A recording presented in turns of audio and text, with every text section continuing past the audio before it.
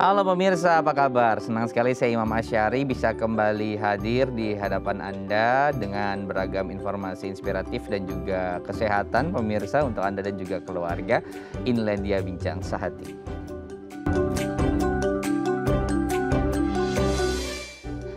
Baik, hari ini kita akan banyak bicara seputar otak ya pemirsa ya. Kita mengenal penyakit yang namanya demensia. Ini berbeda loh dengan pikun, sekalipun banyak kemudian yang menyamakan kedua hal ini. Tapi demensia ini adalah menurunnya fungsi daya ingat dari otak kita dan juga cara berpikir, dari kecepatan berpikir yang kemudian ini bisa berpengaruh terhadap kehidupan sosial kita. Nah, apa itu kemudian demensia dan bagaimana cara kita mencegahnya? Karena kemudian demensia tidak hanya dialami oleh orang-orang yang menuju lansia ataupun lansia, tetapi juga ada anak-anak muda juga yang mengalami permasalahan demensia. Kita akan membahasnya hari ini. Tapi sebelum saya masuk ke tema utama kita hari ini, saya mau berbagi terlebih dahulu mitos dan fakta nih seputar otak. Ini adalah mitos fakta yang banyak beredar di masyarakat kita. Yuk, kita akan mulai satu persatu ya. Yang pertama adalah manusia ini hanya menggunakan 10% dari otaknya. Nah, ini banyak kemudian mitos fakta seperti ini yang keluar di masyarakat kita. Ini biasanya berkaitan dengan pernyataan-pernyataan seperti Einstein gitu, yang dia menyatakan bahwa tidak maksimal nih otak manusia, hanya digunakan 10%. Tapi nanti kita akan buktikan ini mitos atau fakta sih kalau misalnya manusia hanya menggunakan 10% otaknya selama beraktivitas ataupun selama hidup mereka sehari-hari. Berikutnya yang kedua adalah mitos fakta seputar otak, yaitu ternyata otak kanan dan otak kiri fungsinya ini jauh berbeda. Nah, ini ada yang mencontohkan bahwa otak kiri berkaitan dengan analisis, terus kemudian otak kanan berkaitan dengan kreatif. Jadi yang kerja di bagian kreatif atau lebih dominan di kreatif, nah ternyata otak kanannya akan lebih besar dan juga dia akan lebih bagus. Sebaliknya ketika yang analisa, mereka suka menganalisis, otak kirinya akan lebih besar. Nah, ini benar atau tidak kita bahas nanti. Berikutnya adalah yang ketiga, ada salah satu otak yang lebih dominan. Nah, ini juga ada yang ketika mereka seorang analis, nah otak kirinya akan lebih dominan. Nah, ada yang mereka bekerja di sisi kreatif, otak kanannya akan dominan. Jadi pola pikirnya kemudian akan lebih ke kanan, sedikit sekali kemudian melakukan hal-hal yang berkaitan dengan otak yang kiri. Ini juga mitos fakta yang banyak beredar di masyarakat kita. Kita masuk ke mitos dan fakta berikutnya pemirsa, adalah otak pria dan wanita memiliki kemampuan belajar yang berbeda. Ada mitos fakta yang beredar bahwa ternyata otak perempuan itu lebih besar dari laki-laki, di mana kita tahu kemudian mereka bisa mengembangkan, perempuan bisa mengembangkan kedua otak kanan dan kirinya secara maksimal, tapi kemudian untuk laki-laki lebih dominan terhadap otak kanan mereka. Kita akan juga buktikan nanti ya di segmen selanjutnya. Yang terakhir adalah harus lancar satu bahasa sebelum kemudian mempelajari bahasa baru. Nah, ini juga mitos fakta yang beredar di masyarakat kita. Ternyata kita itu harus memahami terlebih dahulu satu bahasa, misal bahasa ibu, atau kita lagi belajar bahasa baru gitu, katakan misalnya bahasa global, bahasa internasional, bahasa Inggris. Nah, setelah kita fasih bahasa tersebut, baru nih kita bisa menambah bahasa-bahasa yang lain, bahasa Prancis, bahasa Mandarin, dan juga bahasa-bahasa yang lain. Kita akan buktikan nanti kelima mitos dan fakta tadi, mana yang mitos, mana yang fakta. Untuk Anda yang penasaran, jangan beranjak dari layar kaca Anda, tetap bersama kami di Bincang Sehati.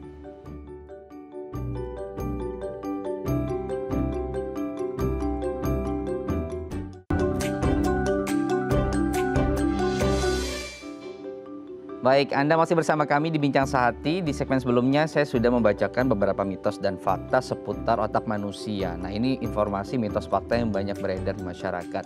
Kita akan ulas dan kita akan buktikan satu persatu mana kemudian yang mitos, mana yang fakta. Nah, untuk mengulasnya sudah bergabung pemirsa bersama saya melalui sambungan Zoom. Ada Dr. Yuda Turana, SPS, spesialis saraf, Ketua Perhimpunan Gerontologi Indonesia. Saya akan sapa. Selamat pagi, Dr. Yuda. Selamat pagi Mas Imam dan pemirsa Dai TV dimanapun berada. Salam sehat buat semuanya ya. Salam sehat juga untuk Dr. Yuda. Kita akan berbincang pagi hari ini seputar kesehatan, Dok. Saya akan masuk terlebih dahulu kepada mitos fakta nih dok, yang tadi saya sudah bagikan kepada pemirsa Bincang Sehati ini, mitos fakta seputar otak manusia. Kita akan ulas dari yang pertama ya dok ya. Ada mitos fakta yang menyebutkan manusia ini hanya menggunakan 10% dari kemampuan otaknya selama hidup. Nah, mungkin boleh dijelaskan benar atau tidak, ini mitos atau fakta, Dr. Ida? Ya, terima kasih Mas Imam. Tadi ada beberapa mitos dan fakta. Saya mulai dari statement yang pertama dulu ya, mengenai 10%. Gitu. Tapi sebagai pendahuluan, gitu, memang di bidang neuroscience itu ada satu perubahan yang bermakna sebenarnya karena penemuan-penemuan dari pencitraan otak ya, termasuk seperti MRI untuk melihat struktur otak ataupun MRI fungsional, bahkan melihat aktivitas otak, gitu ya. Jadi kalau saya bagi dua, berbagai hal ilmu pengetahuan yang terjadi sebelum penemuan pencitraan tadi, MRI maupun fungsional, MRI dan sesudahnya gitu, tentu berbeda. Gitu. Nah, ada yang menarik memang sering hari-hari tadi sebut, wah ini 10% nih manusia menggunakannya gitu. Itu mitos sebenarnya ya. Terbukti bahwa dari berbagai studi fungsional MRI misalnya terlihat bahwa even bahwa aktivitas yang sederhana seperti saya dengan Mas Imam nih komunikasi seperti ini gitu ya, kesannya hanya bibir, mungkin hanya pikiran di sebagian otak yang bekerja gitu ya. Ternyata dalam studi-studi fungsional MRI gitu ya, dilihat gitu ya bahwa ternyata aktivitas sederhana pun kita sebenarnya menggunakan seluruh daerah otak yang cukup kompleks gitu, bukan hanya 10% gitu ya. Demikian Mas Imam. Jadi kalau dalam konteks neuroscience melihat fungsi otak, bahwa aktivitas sederhana pun sebenarnya menggunakan seluruh area di otak gitu. Seperti itu. Oke, yang kedua juga yang banyak dipercaya masyarakat ya, dan juga beredar di masyarakat bahwa kita itu memiliki otak kanan dan kiri, dan ini berbeda fungsi gitu. Yang kanan lebih untuk aktivitas kreatif, kemudian yang kiri lebih ke proses analis gitu. Makanya kemudian ketika seseorang bekerja di bidang kreatif, oh berarti otak kanannya bekerja dengan baik atau lebih dominan gitu. Sebenarnya ini mitos atau fakta sih, Dr. Ida? Ya, ini juga pertanyaan yang sering ya, mitos atau fakta. Ya, yang pasti sebenarnya memang kalau kita melihat struktur otak kita gitu, yang sering kita lihat secara sederhana kan, secara makroskopis, memang Tuhan menciptakan otak kita tuh terdiri dari lobus sebelah kanan, lobus sebelah kiri, dan mungkin ada otak kecil gitu ya. Dan masing-masing lobus ini memang mempunyai fungsi-fungsi yang spesifik berbeda. Sesimpel sederhana bahwa saat saya menggerakkan tangan kanan saya, tentu lobus yang sebelah kiri yang bekerja misalnya gitu ya. Saat menggerakkan tangan kiri saya, lobus sebelah kanan yang bekerja. Kalau pertanyaannya apakah bagian-bagian otak ini mempunyai fungsi yang spesifik, jawabannya iya. Gitu ya. Termasuk tadi matematik misalnya, analitiknya lebih banyak di kiri. Gitu ya. Tapi kalau soal emosi sedikit, kemudian masalah seni atau apa, itu akan ada di kanan. Tetapi kalau ditanya apakah ada yang dominasi, gitu ya, saya membayangkan apakah ada seseorang yang saat kita MRI atau fungsional MRI kita teliti, kok yang kanan yang nyala cuma yang sisi kanan aja, atau yang otak kiri hanya yang nyala kiri aja, jadi ini jadi kayak left sama right person gitu. Tidak demikian, itu hanya mitos. Jadi bagian otak mempunyai fungsi masing-masing yang spesifik, iya, tetapi mereka terhubung satu dengan yang lain, dan mana yang lebih dominan tergantung aktivitas yang sedang dilakukan. Begitu Mas Imam. Jadi tergantung aktivitas yang sedang dilakukan gitu. Tetapi kemudian masyarakat sudah memiliki gelar gitu. Ini orang kiri nih. Terus kemudian ini orang yang kanan gitu, karena pola-polanya sesuai dengan aktivitas mereka. Berarti ini juga menjawab mitos fakta yang ketiga ya dok ya, bahwa ada salah satu otak yang lebih dominan gitu ya. Dan itu tergantung ke aktivitasnya. Bahkan ada tahun 2013 Mas Imam, ada satu penelitian yang mungkin bisa di-searching gitu, karena bisa secara free didapat. Penelitian ini dimuat satu jurnal internasional yang terkenal gitu ya, Plus One.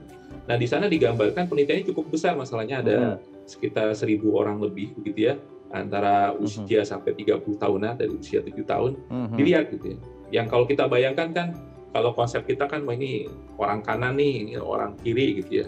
logikanya kan sebenarnya kalau gitu tuh saat dilakukan pemeriksaan fungsional MRI kita akan ketemu ya orang yang kayaknya tergambar di sana, kayaknya ini kita bisa nebak kanan apa kiri gitu. Ternyata enggak tuh gitu ya.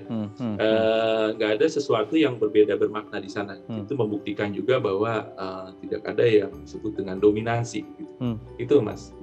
Oke, baik. Kita masuk ke yang keempat, Dok. Berarti ternyata pria dan wanita ini memiliki kemampuan yang berbeda dari sisi fungsi otak. Nah, ada yang dikabarkan bahwa perempuan atau wanita ini memiliki kemampuan untuk mereka mengendalikan kedua fungsi otaknya kanan dan kiri secara maksimal gitu. Tapi kemudian kalau laki-laki ataupun pria gitu, dia akan lebih dominan bisa mengendalikan yang sebelah kanan. Nah, ini mitos atau fakta, Dokter Yuda? Ya memang sering di masyarakat ya disebutkan wanita itu katanya wah kalau wanita tuh bisa multitasking dibandingkan dengan gender laki-laki gitu. Nah, dari studi yang sama juga, gitu kan, karena di studi itu yang tadi 1000 tadi ya, bukan hanya mencari kanan kiri, tetapi responden yang diperiksa juga ada laki dan perempuan, gitu ya. Salah satu yang dilihat juga ini ada beda nggak sih struktur laki dan perempuan ya. Setidaknya kalau kita diskusi hari ini nih di fungsional MRI yang ada sekarang ya di era sekarang, gitu ya. Ternyata nggak beda juga. Jadi artinya kalau secara fisik kita melihat struktur anatomik, tahulah ini perempuan atau laki gitu ya. Tapi kalau dikasih gambar MRI-nya gitu ya, itu sulit membedakan itu laki atau perempuan, baik secara struktur maupun secara fungsional gitu ya. Kalaupun ada perbedaan-perbedaan katanya dari volume di mana yang gender laki-laki lebih besar, itu bukan sesuatu yang signifikan gitu ya, berbeda gitu. Tetapi secara umum sebenarnya sama kayak pertanyaan-pertanyaan mitos tadi gitu ya, nggak ada yang dominan kanan kiri begitu ya, nggak ada yang right atau left person kalau berdasarkan studi struktur dan fungsional MRI. Begitu Mas. Oke, kalau saya mau menghubungkan dengan minat dan bakat gitu ya, ketika anak-anak kan masih kecil, kemudian sekarang banyak orang tua, oh ternyata dia minatnya lebih ke sini, atau ketika melakukan beberapa tes, oh ternyata kreativitasnya lebih tinggi nih daripada misalnya analisnya, ya sudah kemudian dijuruskan sampai dewasa untuk ke proses ataupun hal-hal bidang kreatif. Nah ini seperti apa, Dok? Karena sekarang trennya lagi tinggi sekali gitu ya, hal-hal seperti ini sudah sejak dini, bahkan di masa-masa PAUD sudah kemudian mengarahkan anak-anak mereka ke sana. Ya, memang ini pertanyaan yang sering ditanyakan juga ya. Tetapi dalam berbagai studi, sekali lagi studi berdasarkan struktur dan fungsi di otak, sebenarnya kita tidak dilahirkan, ini sekali lagi kalau kita diskusi di hari ini gitu ya, bahwa pada saat kecil, karena studi ini pun sama, dari usia 7 tahun sampai 29 tahun gitu ya. Dalam studi ini tidak tergambar jelas tuh, misalnya anak fungsional activity otaknya, wah ini cenderung yang di motorik atau di sebelah kanan, atau cenderung yang di sebelah kiri. Dan dalam studi ini tidak tergambar seperti itu, Mas Imam. Meskipun ada kecenderungan saat otak kita makin mature, tetapi tidak signifikan, itu ada perbedaan sedikit gitu ya pada kelompok tertentu. Tapi kesimpulan akhirnya adalah, apalagi pada usia yang masih anak-anak gitu ya, dalam studi-studi yang menyangkut struktur MRI ataupun fungsi aktivitas otak yang dilihat dengan pencitraan MRI, itu tidak tergambar adanya satu dominasi si A misalnya. Di era sekarang kan bisa aja suatu saat di fungsional MRI ini datang ke saya, Ibu kita lihat ya anaknya cenderung nanti mau dilatihnya kanan apa kiri gitu, kita lihatnya dari fungsional MRI gitu kalau memang ada gitu ya. Wah ini kayaknya Bu ini aktif di sebelah kanan, nanti dilatihnya gini. Ternyata dari fungsional MRI tidak demikian, Mas Imam. Nggak ada yang disebut person kanan dan kiri. Seperti itu lebih kepada minat dan psikologisnya gitu ya, karena kemudian dia memiliki faktor eksternal sangat menentukan juga gitu. Seperti itu. Oke, baik. Berikutnya yang terakhir ini juga dilakukan oleh banyak orang tua gitu ya, melatih bahasa gitu. Nah kalau di sini mitos faktanya seputar harus lancar satu bahasa sebelum bahasa yang lain. Nah ini mitos atau fakta? Karena anak-anak sekarang juga sudah bilingual ya, banyak pelajaran-pelajaran kemudian yang terutama bahasa gitu ya, di usia-usia dini sudah diajarkan selain bahasa ibu, tapi juga bahasa internasional yang lain. Ya, konteks bahasa tentu di sini ada bahasa tertulis dan bahasa yang lisan gitu ya. Saya bicara dari sudut neuroscience-nya gitu. Saat kita belajar bahasa sebenarnya saat itu kita menstimulasi otak kita, gitu ya. Jadi artinya kalau ada 2 bahasa, tentu stimulasinya makin banyak terhadap otak kita, gitu. Dan sama seperti pertanyaan seringkali waktu kita kecil kan suruh belajar menulis sambung, padahal juga nanti dewasa kita jarang menulis sambung. Bukan hanya soal belajar bahasa menulis sambung, tetapi saat kita menggerakkan tangan kita sebenarnya menstimulasi otak kita. Gitu. Jadi artinya belajar 2 bahasa itu bisa menstimulasi otak. Gitu ya. Tetapi kalau saya ditanya, bagaimana sebaiknya? Apakah misalnya bahasa ibu dulu, baru misalnya bahasa asing? Gitu ya. Tidak masalah juga bahasa ibu berbarengan dengan bahasa asing. Gitu ya. Tetapi perlu diingat, kita belajar bahasa ibu bukan sekedar menstimulasi otak, tetapi membentuk karakter anak kita, gitu ya, bahwa kita adalah bangsa Indonesia. Itu sangat penting soalnya dalam pembentukan karakter. Demikian, Mas Imam. Oke, jadi karena pembentukan karakter, bahasa ibu atau bahasa lokal kita, bahasa Indonesia, nah ini dikedepankan terlebih dahulu gitu ya, karena kemudian ketika anak-anak sudah tertanam gitu ya dalam jiwanya, ini juga menjadi sebuah kebanggaan buat dia juga menjadi seorang bangsa Indonesia, baru kemudian bisa diajarkan bahasa-bahasa lain gitu ya. Dan itu bisa dilatih dengan cara-cara sekarang juga kemudian lebih mudah ya untuk melatih keterampilan bahasa mereka gitu, karena sudah tidak ada batas, sudah tidak border antar negara, jadi bisa berkomunikasi terus. Dr. Yuda, di segmen selanjutnya Dok, kita akan berbincang seputar demensia nih Dok. Nah, untuk Anda pemirsa yang tertarik dengan tema utama kita hari ini seputar bagaimana cara kita mencegah demensia, Anda bisa bergabung bersama kami melalui line telepon di 021 290 32644 atau bisa menggunakan gadget Anda dan bertanya langsung melalui Instagram kami di @daifamily. Saya akan kembali sesaat lagi, tetap bersama kami di Bincang Saat ini.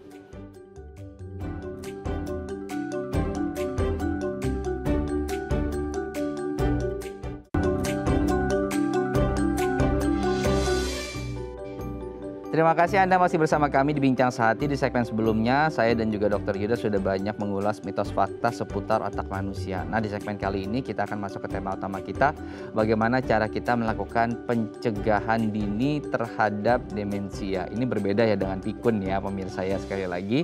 Dan untuk membahasnya masih bersama saya nih, Dr. Yuda Turana selaku Ketua Perhimpunan Gerontologi Indonesia dan juga pengurus Yayasan Alzheimer Indonesia. Nah, Dr. Yuda, kita akan masuk pembicaraan seputar demensia nih Dok. Nah, boleh dijelaskan tidak Dok, demensia itu apa dan kabarnya ini juga berhubungan dengan daya ingat dan juga apa yang membedakan dengan pikun, karena orang banyak kemudian menyamakan antara demensia dan juga pikun. Ya, makasih Mas Imam. Bahwa ya demensia itu saya sering menyebut demensia itu sebagai penyakit yang membuat otak menua lebih cepat dari seharusnya gitu, karena memang demensia, khususnya demensia Alzheimer kan sering pada pasien yang sudah lanjut usia gitu ya. Siapapun kita akan menjadi lanjut usia gitu ya. Nah, tetapi antara sehat dengan sakit kan ini pilihan kita ya gitu ya. Nah, salah satu yang mempercepat proses penuaan tadi ya penyakit Alzheimer ini ya. Artinya kalau mengalami penuaan yang lebih cepat kan secara struktur itu menurun, secara fungsi tentu juga akan menurun. Nah, fungsi yang menurun pada demensia Alzheimer yang khas adalah fungsi kognitif, terutama adalah memori atau daya ingat, gitu. Seperti itu. Nah, jadi konsekuensinya adalah karena menurun fungsi kognitifnya, karena menurun memorinya, tentunya akan mengganggu fungsi sosial dan pekerjaan. Ya, jadi kalau secara garis besarnya jadinya penyakit yang membuat gangguan fungsi kognitif menurun secara progresif gitu ya, yang sudah mengganggu fungsi sosial dan pekerjaan. Nah, kita bayangkan kalau penyakit sudah mengganggu fungsi sosial pekerjaan, artinya kan ini tahap lanjut dari satu penyakit ya, gitu ya. Dan saat berhadapan dengan tahap lanjut seperti ini, sebenarnya fokus kita kepada pencegahannya kan, gitu ya. Seperti yang dibahas pada hari ini, gitu. Jadi artinya kita akan fokus di pencegahannya. Nah, apa bedanya dengan pikun tadi ditanyakan? Ya, memang pikun sendiri sering dipakai adalah pada orang yang sering lupa berulang, gitu ya. Tetapi juga sebenarnya untuk memudahkan kita semua, karena demensia kan istilahnya sesuatu yang sangat medis banget Ya. istilahnya ya. Kita sering menyebutkan pikun ini sebenarnya seseorang yang sering lupa-lupa gitu ya. Dan kita bayangkan bahwa ini merupakan satu gejala di saat-saat awal demensia. Seperti itu, Mas Imam. Oke, ini kan ada kaitan dengan daya ingat atau fungsi kognitif. Nah, mungkin untuk lebih mengedukasi masyarakat tentang bagaimana sih cara fungsi kognitif otak kita terjadi, Dok, bisa dijelaskan bagaimana ketika kita kan dapat stimulus dari berbagai indera kita gitu, apa yang terjadi kemudian pada otak memproses sehingga itu menjadi sebuah memori yang disimpan? Ya, sederhananya begini, Mas. Jadi kalau kayak komputer, ada data yang akan masuk ke dalam komputer ya. Betul. Meskipun jelas otak kita jauh lebih canggih dari komputer, tetapi data ini sebelum masuk oleh otak kita sebenarnya akan lewat sistem-sistem sensor kita ya. Sistem sensor kita ada di mata kita, ada di telinga kita ya, pendengaran, kemudian ada di raba rasa bisa dikecap, apa yang kita hidup, semuanya akan menjadi data yang akan disimpan. Nah, data ini disimpan tentu akan diolah oleh otak. Apakah data ini akan menjadi satu short term memory yang akan kita lupakan, itu hanya sesaat saja, atau data ini akan diolah lebih lanjut menjadi long term memory. Gitu ya, artinya jangka panjang gitu ya. Akan menjadi data-data yang akan kita ingat sepanjang masa ya, termasuk kita lulus dari mana, teman-teman kita waktu di SMA, di SD dan sebagainya gitu ya. Dan pengubahan dari mulai sensor sampai dengan long term memory tentu sangat dipengaruhi oleh banyak faktor ya, terlepas dari tentu kesehatan daripada otak kita, tetapi ada hal tertentu yang membuat data ini, misalnya data-data tertentu akan otomatis menjadi long term memory, seperti misalnya data-data yang emosional, Mas. Misalnya contoh kita pernah misalnya jatuh ke lubang gitu ya di jalan tertentu. Oh, itu pasti ingat tuh sampai masa kapanpun akan menjadi long term memory. Tetapi data tertentu memang butuh usaha begitu ya untuk kita simpan menjadi long term memory ya. Data-data yang netral biasanya. Waktu kita ujian mungkin ingat ya Mas, waktu kita SMA, waktu kita kuliah gitu ya. Bagaimana usaha kita gitu ya, belajar siang malam gitu ya, mengingat data tadi supaya menjadi long term gitu ya. Nah, seperti itu Mas, secara umumnya. Jadi artinya, dan data yang di long term tadi, apa yang disebut dengan data long term, yang suatu saat kita akan panggil kembali, akan retrieve kembali, harus bisa dipanggil gitu ya. Nah, pada demensia atau penyakit-penyakit tertentu, seperti misalnya kerusakan otak karena stroke atau karena proses infeksi, terjadi kerusakan mungkin tergantung di bagian mana. Bisa saja pada orang tertentu gangguannya saat waktu sensor masuknya, gitu ya, seseorang yang gangguan pendengaran misalnya, atau pendengarannya nggak masalah, tetapi gangguan di aspek yang masuk otaknya yang disebut atensinya misalnya, gitu ya. Atensinya bagus, tetapi ternyata untuk long term pendeknya keganggu pada demensia misalnya ya, seperti itu. Jadi prosesnya sederhananya seperti itu, dan ada berbagai hal yang bisa kita lakukan untuk membuat semua memori menjadi jangka panjang, tetapi juga ada berbagai penyakit yang menghambat penyimpanan memori tadi. Salah satunya adalah demensia. Oke, baik. Jadi ada kemudian yang masalahnya di sensornya nanti, dan juga ada kemudian masalah dari si memorinya tadi gitu, peletakannya gitu. Dan masing-masing orang berbeda tadi ya. Ada yang terkena shortnya, ada yang terkena longnya. Ini sebetulnya kalau sudah memiliki permasalahan seperti ini, bisa dibantu dengan tadi kan memori ya, bisa dengan misalnya dengan album foto untuk kembali mengingat, atau sesuatu yang kemudian ditulis ulang dan dicatat secara detail untuk membantu proses mengingat tadi. Bisa seperti itu nggak sih, Dok, untuk menambal gitu? Betul, Mas Imam. Sebagai contoh, jadi saya sampaikan bahwa data disimpan sebagai memori itu kan sumbernya dari apa yang kita lihat, apa yang kita dengar, apa yang kita hidu atau kita aroma, apa yang kita cium, apa yang kita kecap. Itu satu kesatuan gitu ya. Saat saya duduk sekarang misalnya, saya mencium ada bau masakan, masakan Padang kan udah buat ngiler gitu ya. Gitu.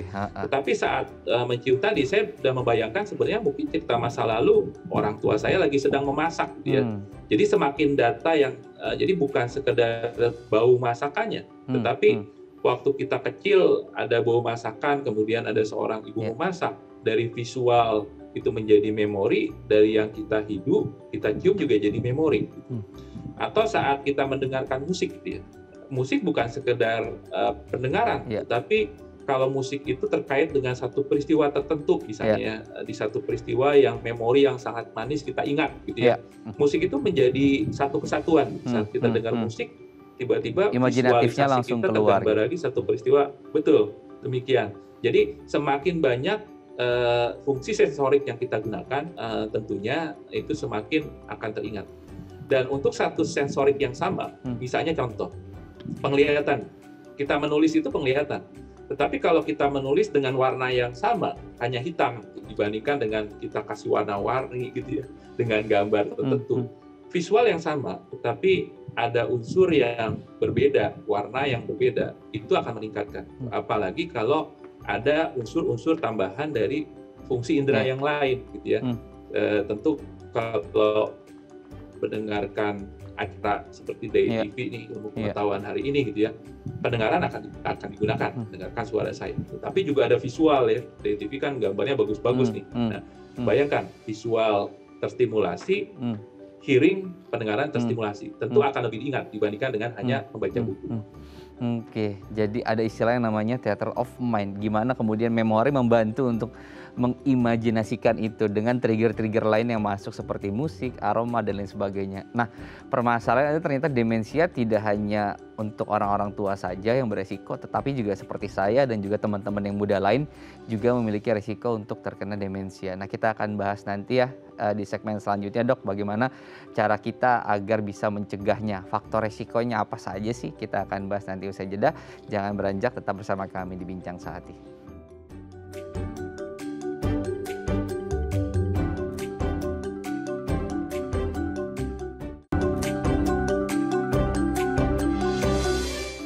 Baik, terima kasih Anda masih bersama kami di Bincang Sehati. Kita akan kembali melanjutkan perbincangan kita seputar demensia. Masih bersama saya Dr. Yuda ya. Dr. Yuda, tadi saya putus soal faktor resiko. Nah, karena juga kemudian ini tidak hanya terjadi pada yang mereka lansia, tapi juga anak-anak muda memiliki resiko yang sama begitu. Nah, sebetulnya faktor resikonya apa sih? Apakah hanya dari genetika internal saja atau juga ada faktor-faktor eksternal nih dari gaya hidup yang harus kita perhatikan sama-sama, Dok? Ya, betul. Terima kasih. Jadi karena kita bicara demensia, penyakit yang sampai saat ini belum ada obat yang efektif sebenarnya ya, yang memodifikasi perjalanan penyakit gitu ya. Nah, memang kita harus fokus kepada deteksi dini dan pencegahan faktor resiko. Nah, faktor resikonya apa? Nah, saat kita bicara faktor resiko, betul juga tuh. Faktor resiko kan ada yang tidak bisa diubah, seperti genetik, gender gitu ya, usia, siapapun kita kalau makin tua kan resiko makin tinggi gitu ya. Tetapi kalau kita bicara demensia Alzheimer, yang dominan kan memang tadi disampaikan oleh Mas Imam, pola hidup gitu, pola hidup. Jadi jangan salahkan orang tua dulu, tetapi pola hidup kita sendiri. Nah, ada berbagai pola hidup, khususnya di usia midlife gitu ya, yang jadi kalau bicara pencegahan demensia kan memang terkenanya di usia lanjut, tapi pencegahannya sebenarnya sejak dini, bukan saat kita udah usia lanjut. Nah, sudah terbukti sih beberapa faktor risiko kalau ada saat di usia yang dini gitu ya, terutama saat usia-usia produktif gitu ya, itu akan menjadi demensia di usia lanjut. Misalnya, satu, gaya hidup tadi merokok misalnya ya, merokok udah terbukti kok. Kalau seseorang merokok itu resikonya tinggi. Kemudian obesitas, itu terbukti. Nah, terlepas dari obes atau tidak, kalau saya badannya nggak obes nih, physical inactivity pada orang yang nggak obes, tapi dia aktivitas fisiknya kurang, juga faktor resiko. Itu yang sering saya sampaikan. Nah, kemudian selain itu tentu kesehatan mental. Jadi bukan secara fisik juga sehat, tetapi secara psikis itu harus sehat. Nah, depresi ternyata kalau dari penelitian terakhir gitu ya, bahkan yang dimuat di satu jurnal Lancet gitu ya, itu jauh lebih tinggi tuh dari diabetes, dari hipertensi gitu ya. Bahwa seseorang yang depresi itu resiko besar untuk terjadinya demensia gitu ya. Tentu tadi disebut hipertensi dan diabetes kalau tidak dikontrol. Bahkan di satu penelitian, wah saya nggak diabetes, udahlah, kalau Indonesia kan karbohidrat tinggi ya, di kultur tertentu bahkan minum teh tuh harus manis banget kan Mas Imam. Sebenarnya gula yang tinggi kadar gula yang tinggi, meskipun nggak diabetes, terbukti juga tuh menurunkan fungsi kognitif. Jadi artinya kalaupun kita nggak diabetes, ya tetap sih karbohidrat ataupun sumber gula yang tinggi itu dihindari, gitu ya. Nah, faktor-faktor risiko lain termasuk adalah loneliness, ya. Meskipun tadi saya sebutkan ada depresi, tetapi loneliness, bukan tinggal sendiri, tetapi merasa tidak dihargai, gitu ya. Kemudian merasa sendiri meskipun ada orang lain di sekitar kita, itu juga hati-hati, itu faktor resiko. Nah, ada faktor-faktor lain yang kalau mau dibahas sebenarnya sudah diteliti juga, bahkan repetitive negative thinking. Jadi kalau kita udah sering berpikir negatif, ya, tetangga kita beli mobil baru, itu korupsi tuh, gitu ya. Nah, nilai teman kita lebih bagus dari kita, ngontek kali buka buku. Nah, hati-hati ya, repetitive negative thinking, meskipun kita nggak depresi, meskipun kita nggak stres, masuk ke diagnosis cemas, itu sudah termasuk faktor resiko. Gitu ya. Itu beberapa, Mas, yang utama. Nah, yang paling penting juga satu, yang menarik ya, mengenai pendengaran, gitu ya, hearing. Nah, ternyata gangguan pendengaran itu hampir sama kayak depresi, gitu ya. Bahwa cenderung menjadi faktor resiko utama untuk gangguan kognitif. Jadi khususnya ini untuk para yang udah gangguan pendengaran, apalagi udahlah biasa, udah lansia, gangguan pendengaran biasa. Enggak, kalau bisa dikoreksi, silakan dikoreksi. Ternyata itu faktor resiko utama sebesar depresi, jadi cukup besar untuk menyebabkan demensia. Oke, baik. Tapi kalau mendengar penjelasan dari Dokter Ida tadi, kayaknya kok akrab banget ya faktor resikonya sama kehidupan kita sehari-hari, terutama yang anak muda gitu ya. Apalagi melihat orang, kemudian tadi iri hati, juga ya negative thinking, ya, kayaknya itu sering banget dengan anak-anak generasi sekarang, pola pikirnya seperti itu dengan ada sosial media juga, kemudian memudahkan ya untuk hal-hal seperti itu terpicu anak-anak kita. Baik. Nah, Dok, kalau misalnya bicara soal tadi temuan demensia itu paling rendah di usia berapa? Ya, memang ada yang disebut dengan yang onset demensia, gitu ya. Artinya ada beberapa laporan kasus yang di bawah 30 tahun pun, terutama ini biasanya karena faktor genetik, gitu ya. Atau misalnya seseorang yang terkena stroke di usia muda, gitu ya, karena faktor resiko vaskuler, kebetulan stroke-nya mengenai daerah otak yang fungsi kognitif, gitu ya. Tetapi bahkan demensia Alzheimer pun itu ada yang disebut dengan istilah yang onset demensia, gitu ya, kalau kenanya di bawah usia 65. Begitu. Oke, baik. Kalau bicara soal faktor resiko seperti itu kan akrab banget ya di sekitar kita. Nah, terkadang kita suka melihat beberapa kerabat, teman kerja, ataupun sahabat, ataupun di lingkungan keluarga gitu, kok punya ciri-ciri kurang lebih sama ya terhadap Alzheimer ini. Terutama misalnya short memory, kita kasih tahu informasi A, kemudian kok nggak bisa ingat, kok nggak bisa paham gitu. Nah, sebetulnya cara simpel dokter untuk kita bisa tahu bahwa ini Alzheimer atau bukan terhadap seseorang gitu yang memiliki ciri-ciri kok sama gitu ya, seperti gejala-gejala tadi, apa sih Dok yang mudah dan bisa diterapkan gitu? Ya, satu, pertama memang pada dasarnya kalau yang disebut dengan gangguan memori atau lupa itu, atau lupa lah, saya sebut lupa, itu bisa karena gangguan memori, tetapi belum tentu juga gangguan memori, bisa saja karena atensi misalnya ya. Karena tadi saya sampaikan bahwa untuk menjadi memori jangka panjang, prosesnya kan dari mulai data itu masuk, butuh atensi yang baik, sampai penyimpanannya gitu ya. Nah, sebagai contoh pada anak-anak, mungkin ya seringkali, waduh anak ini kok sering lupa ya, ujian nggak lulus-lulus gitu ya, demensia bukan. Udah tryout 3 kali, nilainya masih sama gitu ya. Nah, masih sama begitu ya. Padahal soalnya juga sama. Saya bilang, iya sama juga gitu ya. Tapi saya tanya, nonton film inget nggak gitu? Wah itu mah inget banget Dok gitu ya. Apa baru nonton sekali. Dan kan ada sesuatu yang beda. Pada pasien demensia, apapun datanya, semenarik apapun datanya, kayak nonton film gitu ya, bukan hanya baca buku, nonton film yang menarik pun kadang-kadang udah lupa. Itu yang paling pasti gitu. Tapi pada anak yang belajar PODEO 3 kali gitu, tapi kalau resensi film aja ya, kayaknya lebih ingat dari kita. Artinya kan memorinya bagus gitu. Cuma data mana yang dia mau ingat, data mana yang enggak, sangat selektif. Nah, hati-hati, ini sebenarnya masalah atensi, bukan semata-mata memori gitu ya. Karena sering pada anak kan ada ADHD kan, namanya kan, attention deficit disorder, itu kan atensinya bukan memorinya. Tapi mau gangguan atensi, mau gangguan memori, ujung akhirnya kan outcome-nya lupa. Nah, jadi artinya kalau seseorang yang lupa, khususnya di usia muda, pastikan dulu ini apa memorinya yang terganggu atau atensinya terganggu karena pekerjaan terlalu banyak, input data juga data satu belum direkam baik, udah masuk data yang lain gitu ya, atau memang nggak suka dengan data tadi gitu ya, yang nggak diperhatikan, itu akan membuat outcome akhirnya adalah lupa. Tetapi pesan yang saya mau sampaikan sebenarnya kalau lupanya udah berulang-ulang, sebenarnya terlepas dari atensi atau memori, sebaiknya sih dilakukan pengecekan fungsi otak ya. Pengecekan fungsi otak ya biasanya sederhana, mulai dari kuesioner terstruktur dulu gitu ya, yang mungkin di dokter bisa dilakukan gitu ya, dengan pertanyaan-pertanyaan sederhana, nanti ada scoring di sana. Betulkah gangguan memorinya, atau sebenarnya saat tes tadi normal, nggak ada apa-apa gitu ya, seperti itu. Tapi nanti sebaiknya memang dilakukan pemeriksaan. Ada orang yang lupa berulang-ulang. Baik, sebelum kita lanjut ke soal screening, Dr. Yuda, saya akan membacakan beberapa pertanyaan pemirsa yang sudah masuk melalui Instagram kami. Saya akan bantu bacakan, nanti Dr. Yuda bisa langsung menjawab. Saya akan bacakan ya dok ya, dari @intan_nur. Dok, suami saya usianya 46 tahun, tetapi suka lupa di mana meletakkan kunci, dompet, dan beberapa barang pribadinya. Apakah ini bagian dari gejala demensia? Dan apa yang harus dilakukan agar tidak suka lupa? Nah, ini umum juga, kayaknya kebanyakan orang juga mengalami ini nih, Dr. Ida. Mungkin boleh dijawab.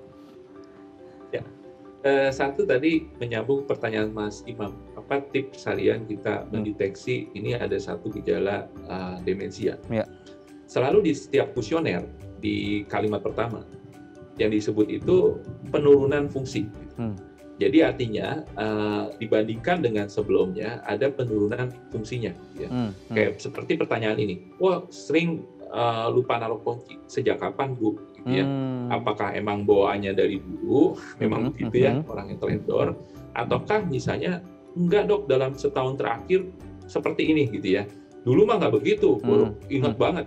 Dalam setahun terakhir kok mundur. Nah, itu satu kata kunci sebenarnya. Nah, sama seperti di kasus ini gitu ya. Kalau saya ditanya apakah ini mengarah demensia atau enggak, dilihat dulu. Kalau lihat dari sepintas, usia 46 tahun, dompet kan banyak uang, itu barang penting gitu ya. Yang penting aja lupa, apalagi yang nggak penting misalnya gitu ya. Misalnya contoh. Apalagi nggak penting gitu. Nah, tetapi pertanyaan selanjutnya, ini dari dulu atau ini baru terjadi ada batas waktu tertentu ya, dalam 2 tahun terakhir, dalam 1 tahun terakhir, dalam 3 bulan terakhir. Nah, kalau ada proses batas waktu seperti itu, sebaiknya diperiksakan ke dokter. Kalau dari dulu, tentu kita nggak bisa langsung bilang demensia. Mungkin ada penyakit yang di masa lalu, karena kalau demensia kan progresif menurun, begitu ya, progresif menurun. Nah, tipsnya apa? Satu, pertama dari aspek diagnostik dipastikan dulu apakah ini satu yang proses progresif atau enggak. Tapi apapun progresif atau enggak, kalau belum pernah ke dokter, sebaiknya dicek tuh ke dokter saraf gitu. Karena usia masih muda, mau dulu atau mau sekarang, kok kayaknya lupanya yang penting. Itu yang pertama. Kedua, kalau ditanya tips untuk saat ini sebelum ke dokter, karena saya pun juga nggak ingat tuh nama angka handphone, nomor handphone teman-teman saya gitu ya. Bahkan nomor handphone yang satunya juga saya nggak ingat ya, karena jarang dipakai gitu ya. Tetapi tentu ada tips, nggak semua harus ditaruh di otak kita gitu ya. Kalau memang dompet kunci ini memang sering dipakai, kenapa nggak disiapkan satu kotak kecil di rumah yang selalu ngingetin suami ibu, tolong taruh di kotak biru itu, tolong ditaruh kotak biru itu gitu ya. Sederhana itu. Sambil yang paling penting harus dipastikan dulu ini demensia atau bukan. Itu Mas. Baik. Tapi terkadang sebetulnya kita ingat dok ya, misalnya tanggal ulang tahun, tanggal pernikahan, kita ingat tapi ketika dadakan ditanya suka lupa gitu ya. Karena grogi ya, kemudian tiba-tiba menutup memorinya. Baik. Dok, kita akan lanjutkan nanti di segmen selanjutnya karena kita akan bicara soal bagaimana melakukan screening dan kemudian proses terapi seperti apa sih untuk mereka yang sudah didiagnos demensia untuk bisa sembuh atau misalnya kembali lagi secara normal. Setidaknya secara kehidupan sosial bisa lebih baik gitu. Kita akan bahas nanti pemirsa usai jeda. Tetap bersama kami di Bincang Sehati.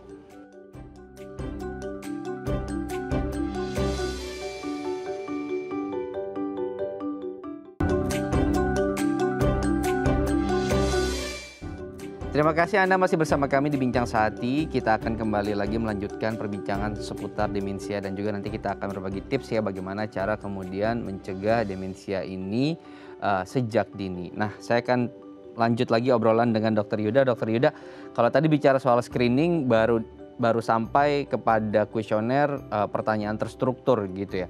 Nah, lanjutannya apa sih screening berikutnya untuk bisa menegakkan bahwa seseorang itu mengalami demensia atau tidak? Ya, ya. Jadi biasanya satu kita melihat fungsi dulu, fungsi kognitif ya, karena definisi demensia kan penurunan fungsi kognitif yang progresif gitu ya. Nah, biasanya pada kuesioner itu ada komponen memori gitu, ditanyakan mengenai ini hari apa, bulan apa gitu, sederhana itu gitu ya.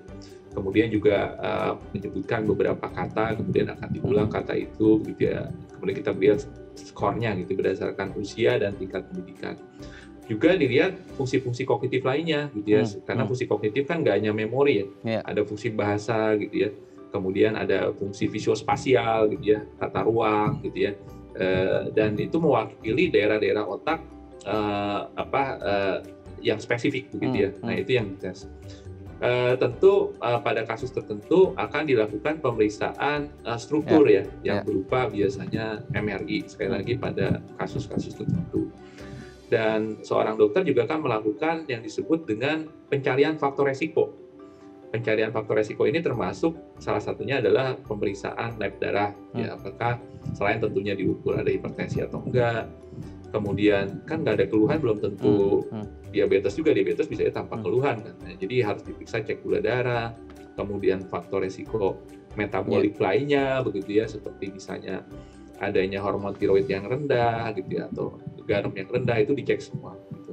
Nah itu secara umum. Jadi seorang dokter akan melihat kalau lupa itu apakah betul fungsi kognitifnya secara objektif memang terganggu. Kemudian kalau iya, pada kasus tertentu akan di pemeriksaan struktur otak, contohnya CT scan atau MRI, dan juga mencari faktor resiko kemungkinan terjadinya penurunan fungsi kognitif. Itu secara umum, Mas. Oke, baru kemudian setelah ada hasilnya bisa ditegakkan diagnosanya ya, mengalami demensia atau tidak. Nah, Dokter Yuda tadi sudah banyak menyinggung soal faktor resiko dan sepertinya faktor resiko tersebut dekat sekali dengan gaya hidup kita, terutama anak-anak muda, anak-anak generasi sekarang. Ini banyak sekali kemudian faktor resiko yang kemudian beririsan dengan kehidupan mereka sehari-hari. Nah, sekarang kita akan berbagi tipsnya nih, Dok, bagaimana kemudian cara kita mengurangi permasalahan demensia ini agar kita bisa cegah sedini mungkin. Yang pertama adalah menjaga otak selalu aktif. Aktivitas seperti apa sih, Dok, yang kemudian bisa menjaga otak kita selalu aktif? Karena kalau saya ketika berkendara gitu kan, karena lumayan jauh, suka melihat plat nomor terus saya jumlahkan, selalu berulang seperti itu gitu ya, saya ulang sejak remaja gitu. Apakah itu termasuk dengan kegiatan menjaga otak tetap aktif gitu? Ya, jadi setuju. Jadi nanti menjaga fisik dan otak tetap aktif. Apa yang disebut dengan otak tetap aktif? Intinya sebenarnya sederhana gitu. Ada satu penelitian yang menarik sebenarnya. Dulu kan kita selalu mungkin ingat ya, ngisi TTS, ngisi sudoku atau apa. Nah, ternyata dari berbagai studi bukan soal mengisi TTS-nya atau mengisi sudokunya, tetapi apakah kita happy untuk melakukannya. Ya.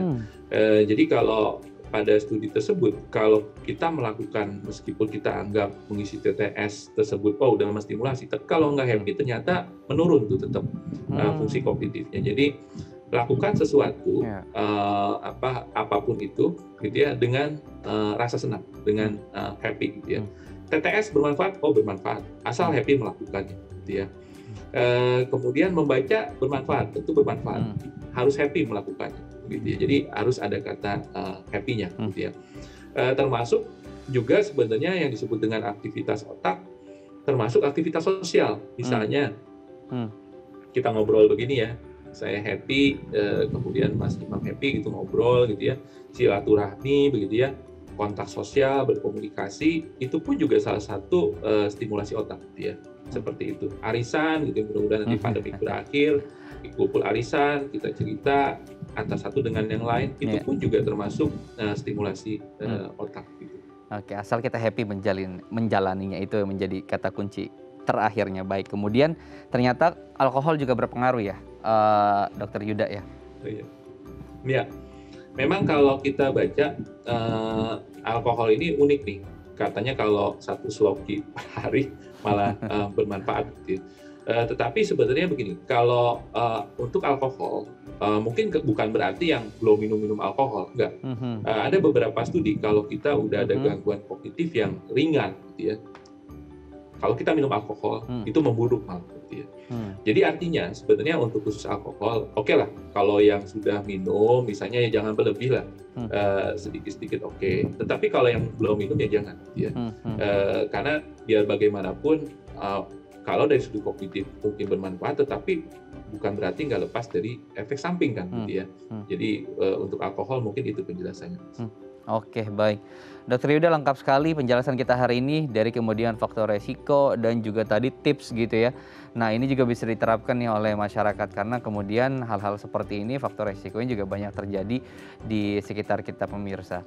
Nah, Dokter Yuda mungkin sebagai penutup apa yang ingin disampaikan seputar demensia kepada masyarakat? Singkat saja, Dok. Ya. Jadi demensia itu satu penyakit yang sampai saat ini belum ada obat yang mengobati atau menyembuhkan, hanya menghambat progresivitas. Sehingga saat berhadapan dengan demensia, fokus kepada deteksi dini, gitu ya. Dan yang kedua adalah pencegahan faktor resiko.